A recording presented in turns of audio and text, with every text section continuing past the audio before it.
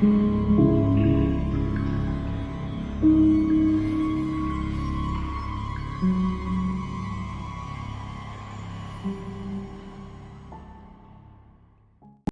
buidor i el sentiment de culpa se'm van instal·lar de manera permanent al cor. Aquell maleït ganivet seguia sobre la pica, tan fred com l'aire en aquella última discussió.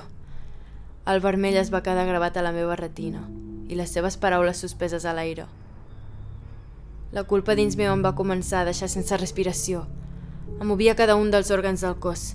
La desesperació es va apoderar de mi. Només volia desfer-me d'aquell rastre de sang que em perseguia. D'aquell gust metàl·lic de la sang que era tan persistent com era en aquesta peça de roba. Per més que intentés que s'esfumés aquest malson, no hi havia res que funcionés. No podia fugir, no hi havia escapatòria. No podia marxar de la sang, de la meva pròpia sang. M'odiava. Pel que havia fet, pel que havia sentit, perquè m'havia convertit. Odiava aquella persona que em mirava des del mirall.